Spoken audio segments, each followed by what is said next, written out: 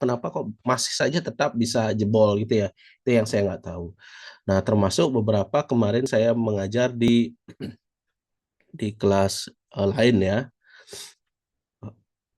Saya merasa bahwa dengan memberi tes itu rasanya sia-sia.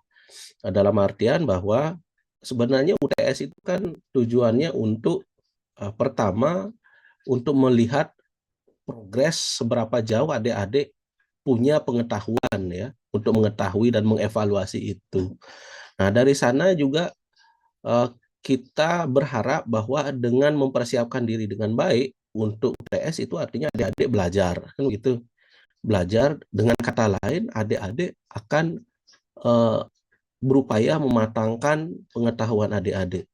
Namun nampaknya eh, banyak juga yang jebol nilainya, bukan bukan dilihat dari yang kelas ini ya, tapi kelas-kelas lain. Nah, untuk itu saya sedikit berpikir, saya tidak memaksakan bahwa UTS itu harus di pertemuan ke-8.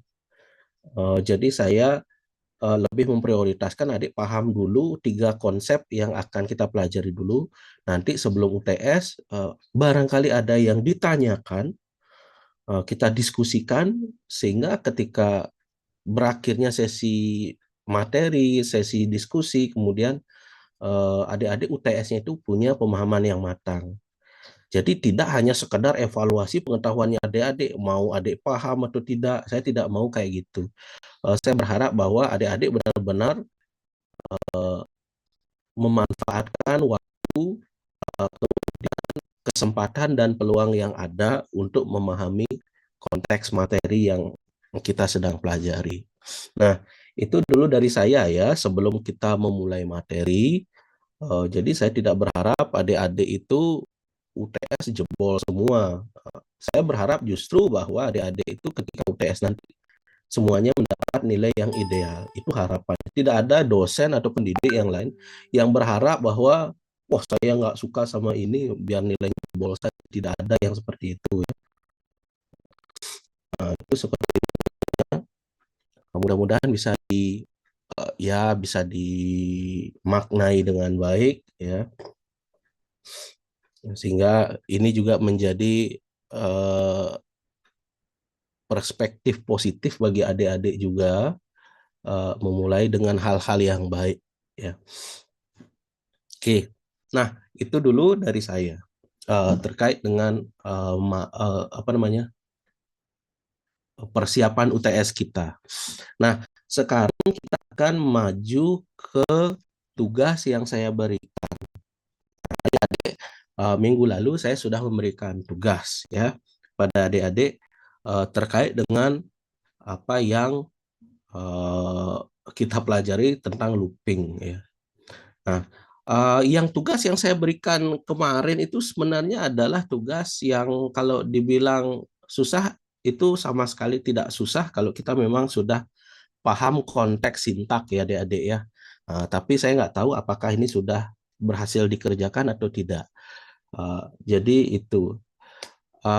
Nah, sekarang pertanyaan balik saya kepada adik-adik, ini tugasnya sudah selesai semuanya?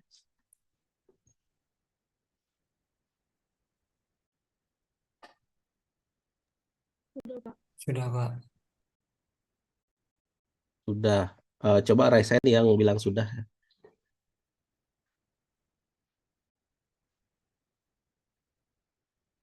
1, 2, 3, 4, 5.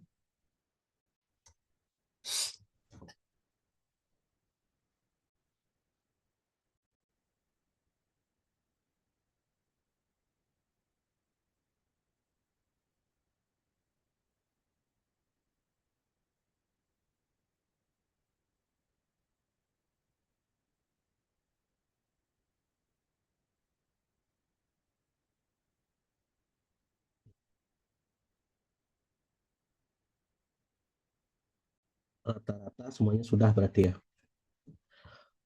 Oke. Sekarang seperti biasa saya acak saja siapa yang akan mencoba menjelaskan tugasnya.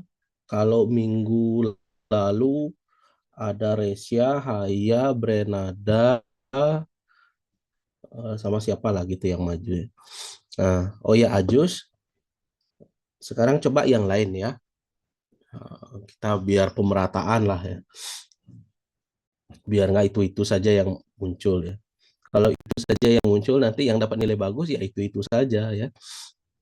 Itu sampai bisa dihafal ya siapa yang aktif gitu ya. Kemudian silahkan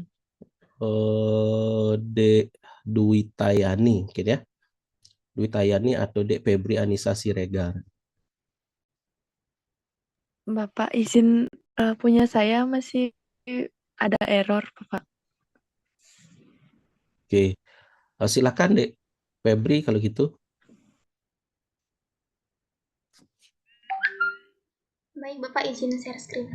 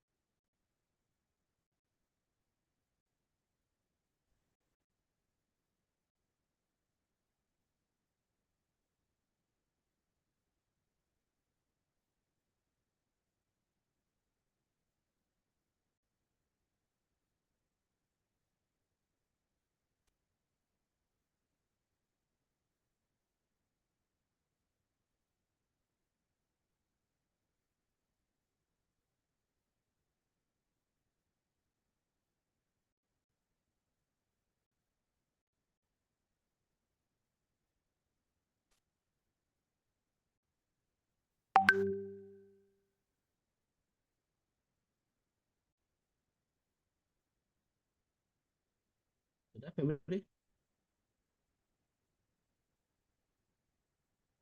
Maaf, Bapak, saya belum dijadikan host, Bapak.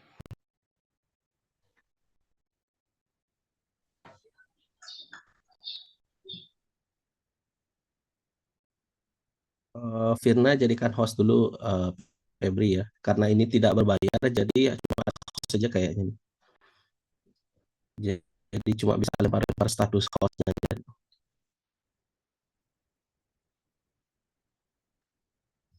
Apakah sudah terlihat, Bapak? Oke, sudah kelihatan.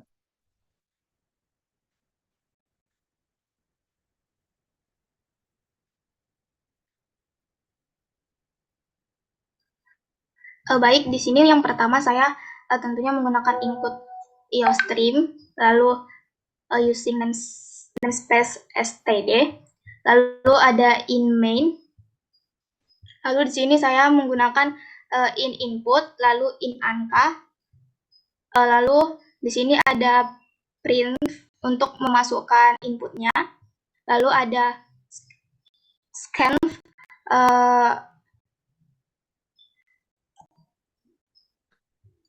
%d untuk format membaca inputnya nanti, dan ada end input. Lalu untuk yang ke-12 ini ada print masukkan angka, lalu ada scan %d untuk memasukkan angkanya.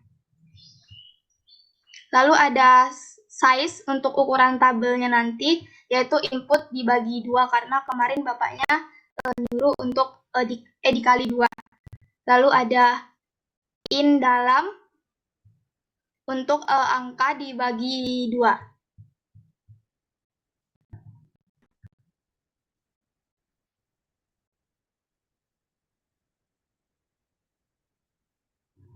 Mohon maaf, untuk in dalam angka dikali 2.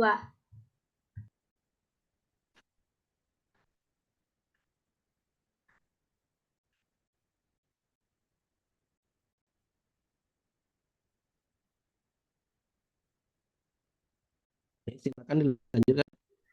Lalu ada for in I sama dengan 1, lalu in I lebih kecil sama dengan size, lalu I plus plus. Lalu di sini saya menggunakan kurung kurawal untuk for in J. J itu untuk kolom, I itu untuk barisnya. J-nya sama dengan 1, J lebih besar, lebih kecil sama dengan size, lalu ada J plus plus. Lalu saya menggunakan kurung kurawal untuk print persen D dalam. Lalu tutup kurawal untuk print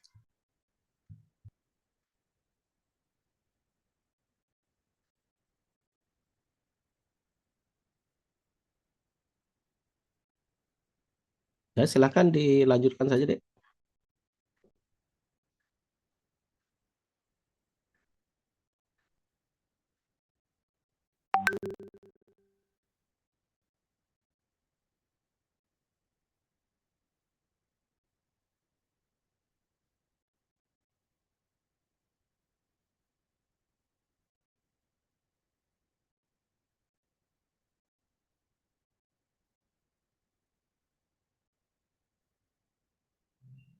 lalu ini untuk compile-nya.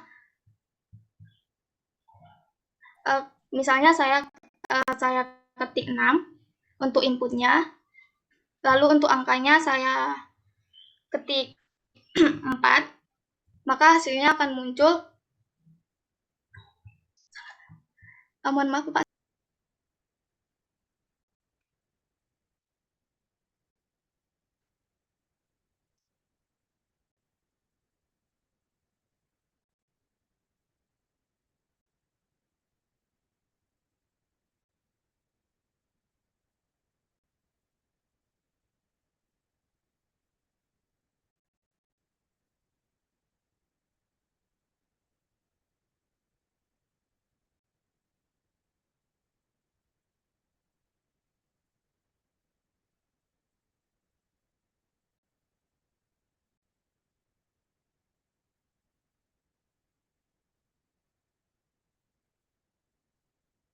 Mana sudah benar tuh?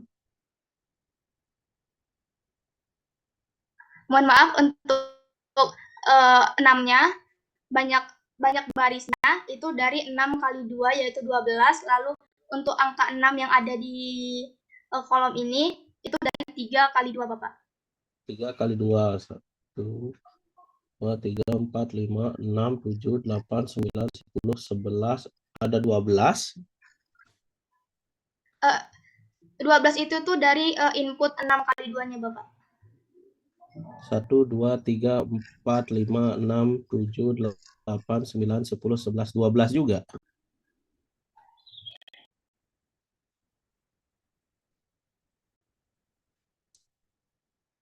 Nah, coba dicek, benar nggak? Oke, nah sambil jalan ya adik-adik ya. Kemarin saya bilang dalam konteks program, kan saya bilang 2 kali 3 itu sama nggak dengan 3 dikali 2, gitu ya misalnya. Nah inilah contoh nyatanya ya. Kadang-kadang kita merasa bahwa program kita sudah jalan ya dengan baik, namun secara teknis ternyata dia masih ada error tidak kelihatan. Nah kalau kita tidak menyadari ya ini sebenarnya kan salah. Nah, inilah maksud salah yang saya pernah sampaikan kemarin. Kita sudah nginput angka-angka ternyata salah gininya. Meskipun secara teknis programnya jalan, ya, programnya tidak ada error, tapi ternyata ketika mengeksekusi data, datanya yang hasil data olah datanya yang salah. Nah, tuh itu sebagai masukan ya. Nah, sekarang kira-kira ada nggak yang bisa memberikan masukan kira-kira salahnya di mana?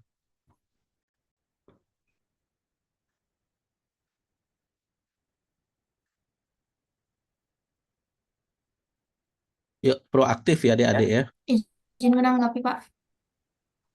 Oke, silakan, Steffi.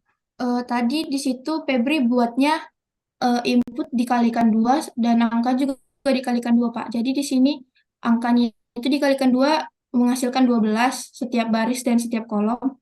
Lalu angkanya itu 3 dikalikan 2, makanya isinya itu ada 6, Pak. Oke, coba Dek, Dek siapa namanya? Dek Febri ya. Tampilkan source code-nya, nah, sehingga bisa dicermati oleh teman-teman juga.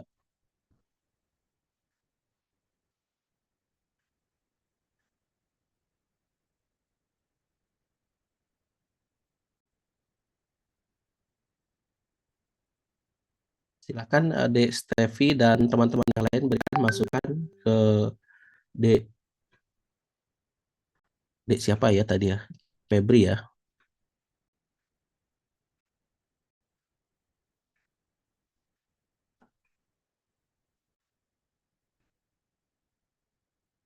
Silakan Dek Steffi. Yang seperti yang tadi saya katakan, Pak, yang Febri tadi buatnya kan maksudnya tadi outputnya kan itu ada 6 dan kolom dan barisnya ada 12. Jadi di sini kan in size-nya itu input dikalikan 2 dan in dalamnya itu angka yang di dalamnya dikalikan 2, Pak. Sehingga output yang dihasilkan seperti itu.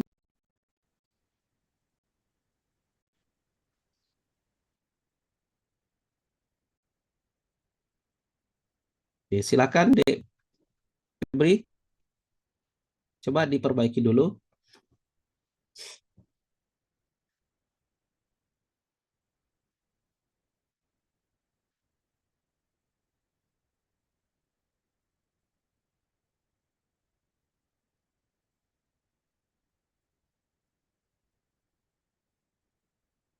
Variabel loopingnya itu I ya. Kemudian size-nya itu input ya, variabel input yang digunakan untuk size-nya. Size-nya secara aturan itu input dikali 2 ya. Kemarin tugas saya ya. Iya, Bapak. Oke.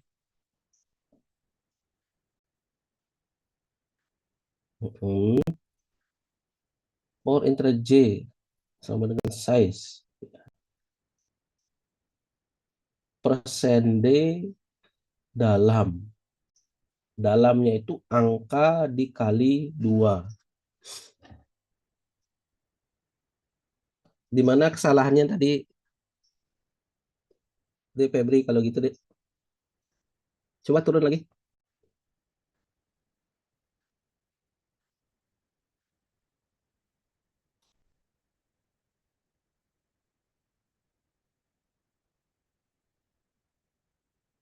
Silakan adik-adik.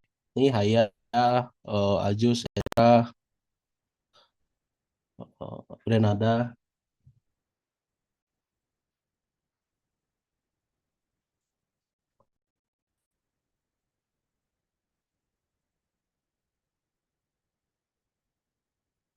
Oke, sebentar Pak, saya masih coba juga yang dari source-nya Febri.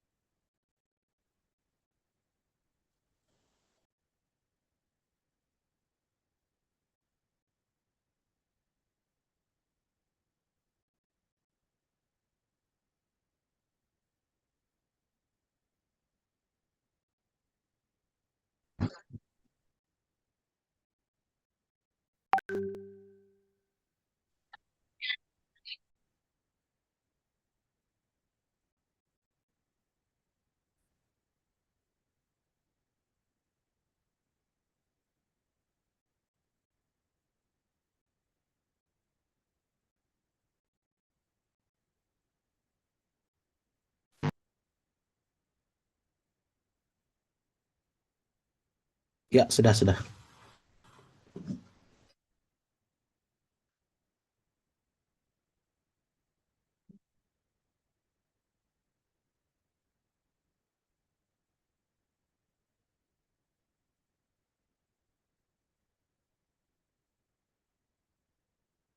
Jadinya begini, Bapak.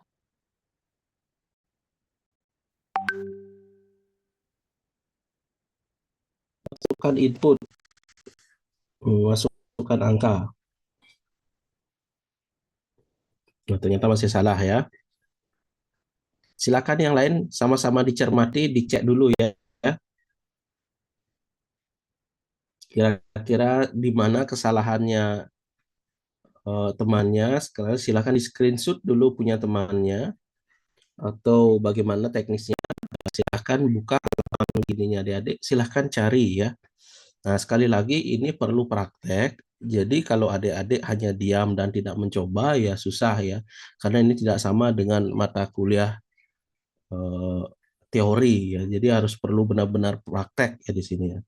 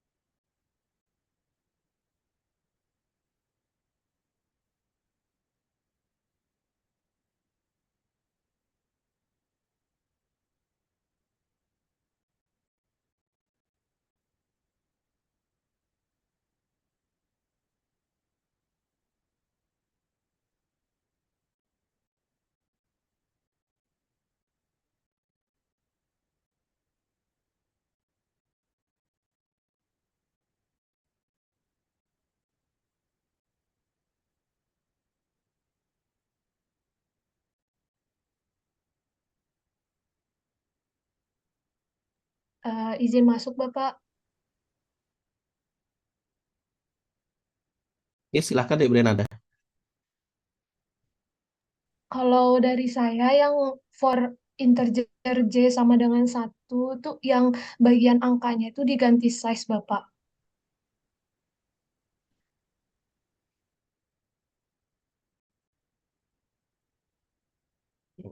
Coba Izin silakan. masuk, Bapak.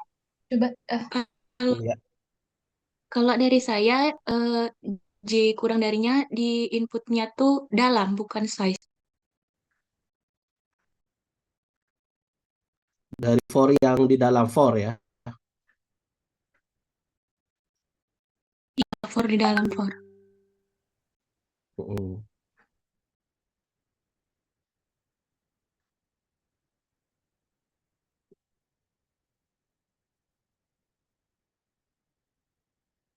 Coba dulu. Benar nggak dia? Nah, ini benar-benar coba untuk melatih logikanya adik-adik sebenarnya ya, benar-benar berpikir ya di sini.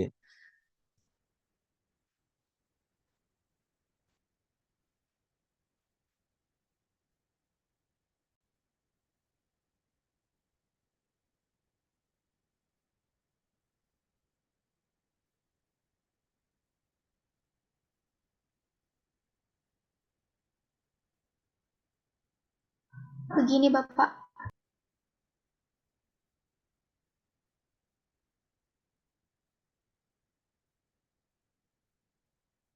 Inputnya harusnya kalau di input kan ini menjadi 4, 6, terus 8 kali 8 seharusnya ya. Seharusnya 8 kali 8. Berarti di proses pengulangan formasinya yang kurang ini, berarti ada salah di cetak ke sampingnya. 1, 2, 3, 4. Nah, kita memprediksi eh, ini adalah kali 2 ya di sini. 2 kali 2 itu sama dengan 4 ya. Kalau itu dihitung-hitung 1, 2, 3, 4. Nah, kemungkinan ada di dalam yang salah ini. For yang di dalam yang salah.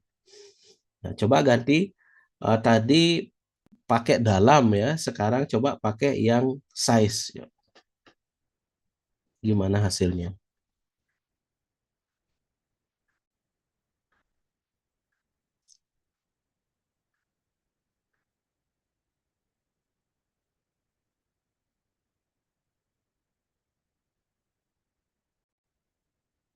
Maaf Bapak kalau dia pakai SAS, kembali lagi seperti yang di awal saya share screen Bapak.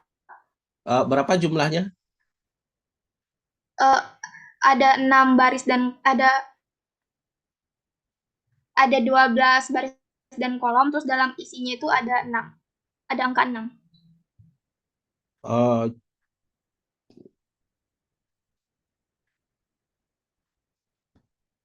J.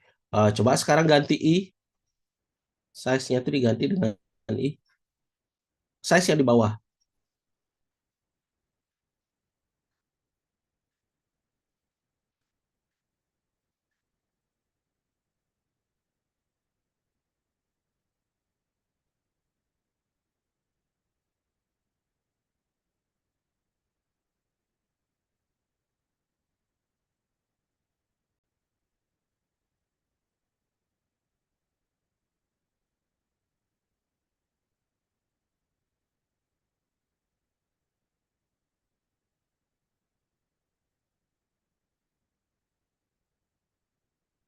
Jadi begini Bapak.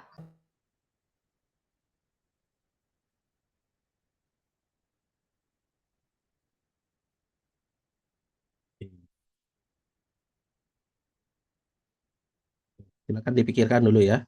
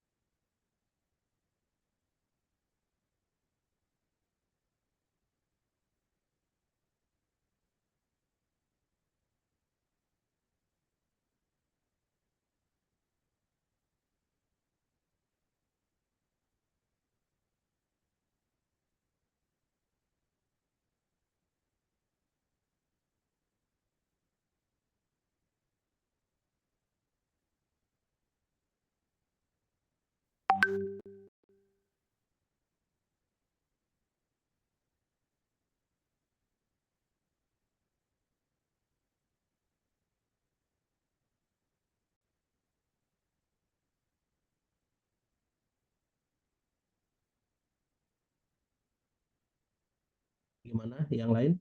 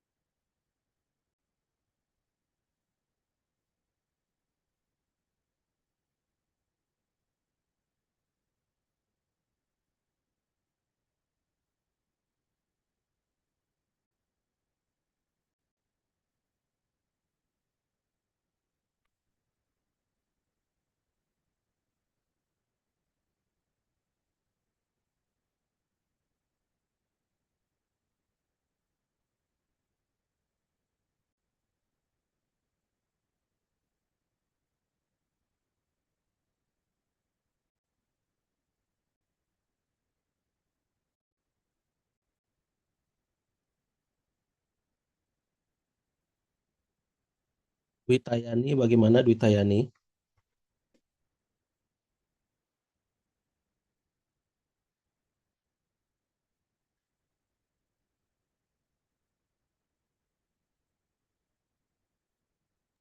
Saya masih belum paham, Pak. Oke. Baik, adik-adik. Tadi saya sengaja memang memancing adik-adik untuk mencoba memberikan respon ya. Karena dari yang saya cermati nampaknya belum signifikan kebiasaannya adik-adik dalam memberikan tanggapan ya. Terlalu anteng, adem ayem dan tidak mau merespon ya.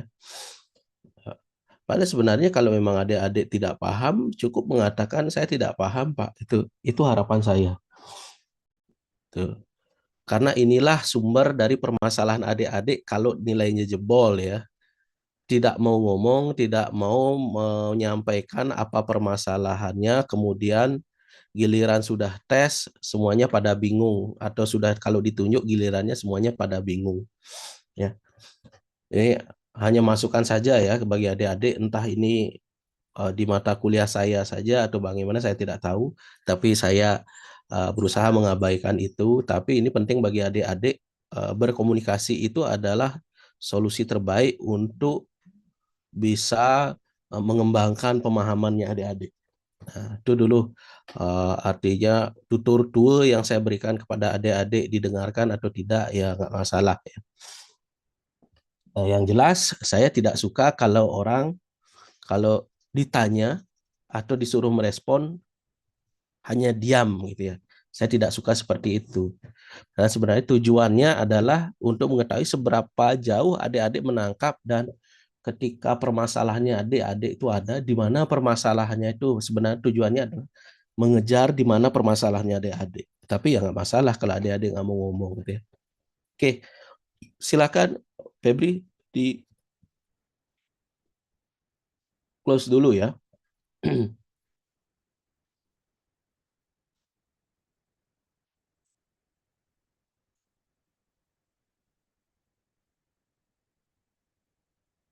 Pertama saya mau tunjukkan gininya dulu ya.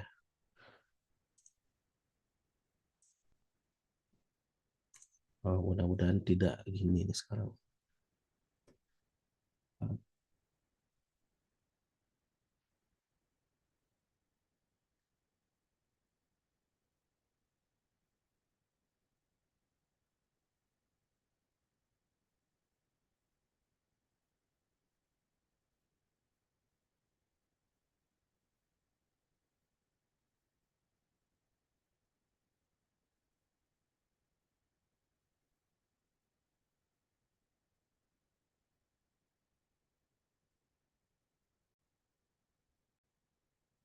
Pertama, ini yang perlu saya sampaikan dulu dengan adik-adik kita simulasi hasilnya dulu ya.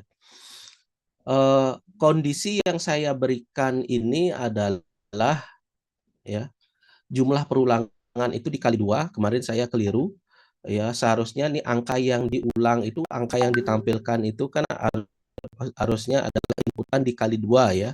Tapi di sini saya inputannya dikali 3. Jadi inputannya adalah angka yang diulang itu kalau dikali 3 semuanya 9.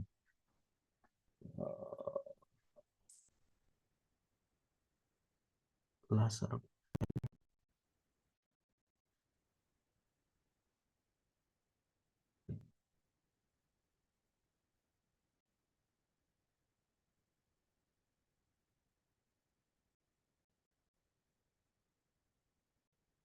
Malah keluar.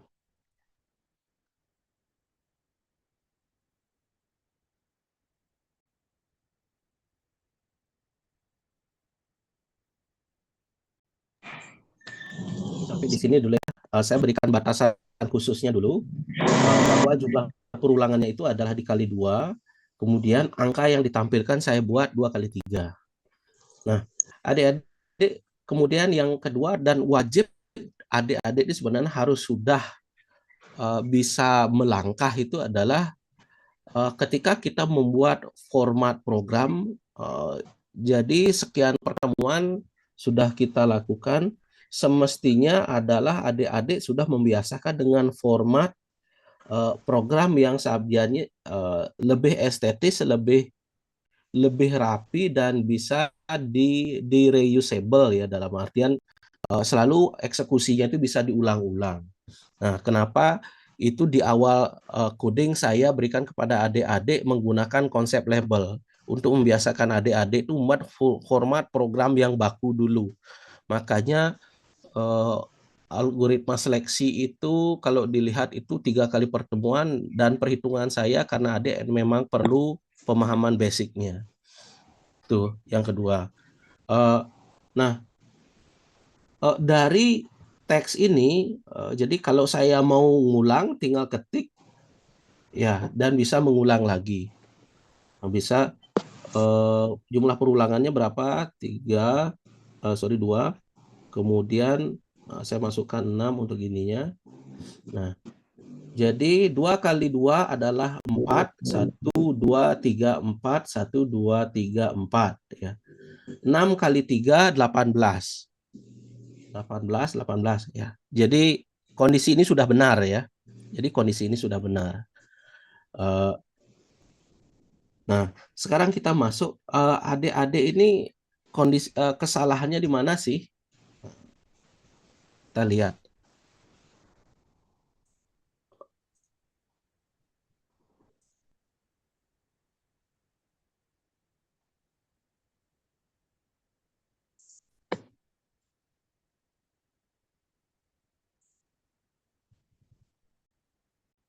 Tapi perlu juga ingin saya sampaikan sedikit, tadi Dek Febri ya, itu menggunakan C bukan C++. Recording in progress. Jadi di beberapa titik kalau adik-adik sintaknya berbeda, kemungkinan fungsi salah satu instruksi juga bisa jadi berbeda ya. Nah, makanya kalau adik-adik menggunakan C++, gunakan C++, jangan C. Ya, karena biar kita sepaham ya untuk gini alur programnya. Karena satu instruksi